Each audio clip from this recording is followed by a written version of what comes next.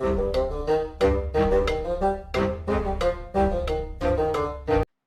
you ever fancied yourself as a daimyo? Well, hello and welcome to the Critical Curious. On Among today, yes, we are doing a review for Sengoku Dynasty. Now, this is a survival action kind of strategy RPG which released on the Xbox just the other day. This is going to be a console review. I've been playing it for the last few days. I would have liked to have had this out sooner, but this game's actually a lot bigger and tougher than I first thought.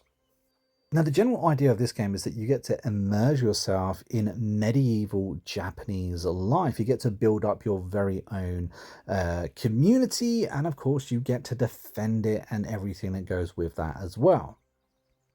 Now, this game will set you back around £25 depending on which platform you're buying it on. It's been on PC for a while, but this has only just come out on console, that being the Xbox Series S and X. And that's why I happen to be playing this game and reviewing it on, so all of my thoughts is based solely on my console experience. Now, firstly, let's talk about the survival aspects of this game because I love survival games, and that's really why I picked this up, the survival element of it. Now, the survival elements essentially are very, very light. You have a food bar, you have a health bar, and you have a stamina bar, and that's essentially where it ends. Now, there's lots of things in this world that are going to try and kill you, and you can die from simply not eating, so making sure you are well stocked up on food is a very good idea.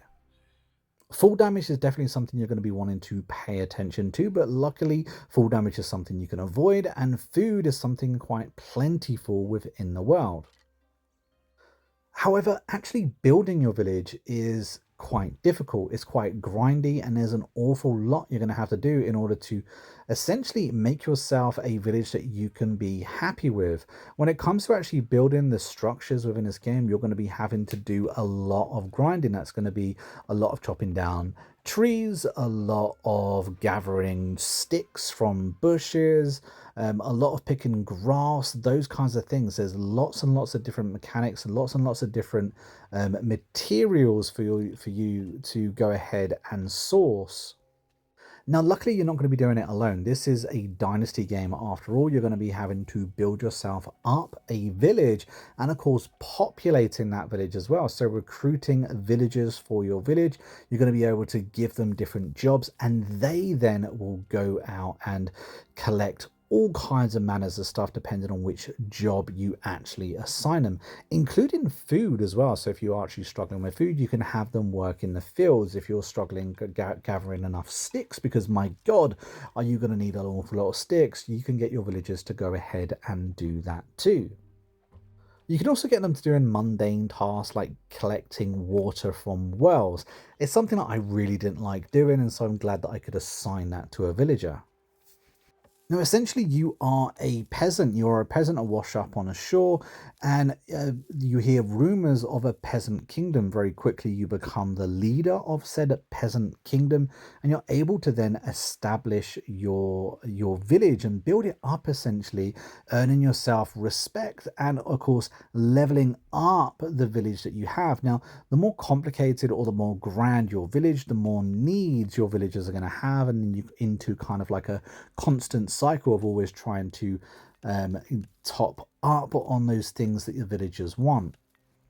It's going to be basic things like food and warmth and stuff like that, but it's going to constantly get you into that cycle of, okay, I've got to go do this, okay, let's assign the villagers to go do that. Now, this game has kind of got RPG elements to it as well. One of those RPG elements is you're actually able to design your character, the character that you play the game with. Essentially, you can be male or female, which is a little bit controversial considering you are supposed to be the daimyo of the village, which is equivalent to, I guess, a lord in European terms.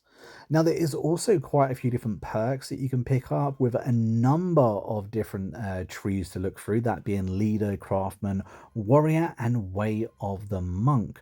All of these things you can get different experience with depending on what you're doing in your world. There's also little side quests specifically for way of the monk, and Other words, you've got to look after a lot of shrines, and of course, level them up as well, or rebuild them in certain cases. I actually had a lot of fun just walking around the world, finding different shrines, and of course, fulfilling the requirements in order to worship at that shrine. That giving me a number of XP for my Way of the Monk. A lot of the different perks that you can pick will have serious impact on your game, including giving you extra building structure. So it's definitely worth having a little look at what you can unlock, when you can unlock it, and give yourself a little bit of strategy going forward. Now, it's certainly not overly complex, but I did like what we saw. Inventory management is always something that I think is a good idea to go over. It's very basic within this game in the sense that you have a number of slots that you can carry, and you've got a number of slots that you can fill within your village storage as well. Now, it's not weight resistant whatsoever. You could essentially carry 25 different trees in your inventory, or of course 500 plates of food if you can fit them. It's essentially, these are the amount of slots that you've got. It doesn't matter, there is no weight requirements whatsoever, which it works, it just works. I think because you've got so much that you have to do, if you had to be mindful of your weight as well, it would slow the game progress down so much more. One of the elements that I actually quite enjoyed was tending to my field. There's a number of different steps that you have to do in order to make sure that you have a field that you can plant seed in, and then of course grow said seed. And it was a lot more complicated than I thought, that one little aspect, especially considering most of the aspects about this game are very simple. Of course, if looking after a field doesn't sound like your cup of tea, you can get one of the villagers to do that. Typically, a villager can only look after a plot size 5 by 5, so you don't really want to make it any bigger than that, otherwise you're going to be wasting those resources. Now, when it came to villager management and village management, dynasty management, this game is a little bit clunky. In fact, the menus, the windows that you kind of cycle through are really frustrating at times.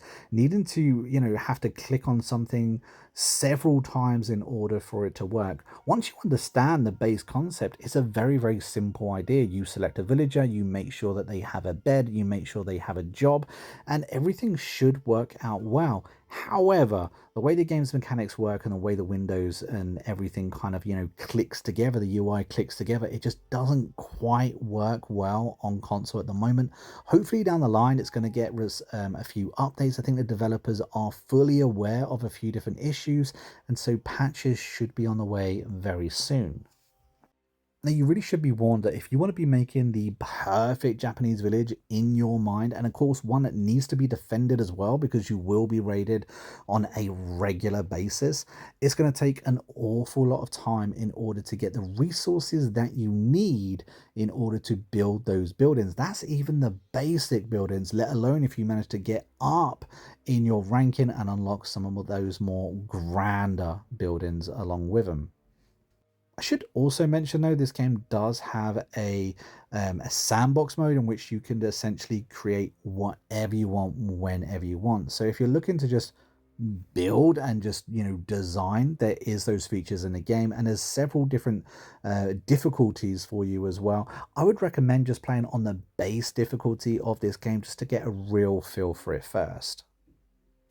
Now we should really move on to combat. There's a lot of combat in this game, that being AI environment, being wolves or boars or deer if you want to go hunting, those kinds of things. There's lots of combats in the game, but there's also lots of rebel looters, there's rebel camps, there's lots of different things that you're gonna have to go into combat with. And bows are a great option and investing in a lot of arrows, but there's also several different weapons including pikes, spears, swords, you name it, you can have a fight with it. It's very simple when it comes to actually fighting mechanics, but essentially you have your main attack, a secondary attack, and you can also block and dodge as well. The key is managing your stamina. Essentially, the attackers have a giant health bar and you need to chip away at it. The leaders of enemy camps are particularly difficult, but if you manage your stamina, it's pretty simple really. Honestly, I've actually had an awful lot of fun playing this game. I've played for a fair few hours now. I have a decent sized village. I have a number of different villages that are under like my command.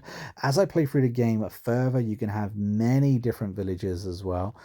So it's one that I can see myself playing for a long time. This is also cooperative play, so you can play with your friends as well. Haven't had a chance to do that just yet, but it's something that I'm looking forward to doing in the future. Overall, I'm going to give this game a 7 out of 10. It would rank higher because I love survival games. This is one that I can sink many, many hours into. It's really not that expensive whatsoever. There is some story to go with what's already here. However, there have been too many bugs and too many crashes for it to get a glowing report. I do think that a game needs to be serviced a little bit. I think there needs to be many updates down the line. But for what's here right now, it's a decent price, a decent game, and one that I would recommend to friends to pick up as well. If you stuck around to the very end of the review, guys, don't forget to hit that like button and, of course, subscribe to the channel. Don't forget to comment Red Banana down below. Just confuse all those people new to the channel or that didn't watch to the very end. But until next time, I've been a monk who's been inquisitively curious, and I'll see you in the next video real soon. Until then, take it easy and happy gaming.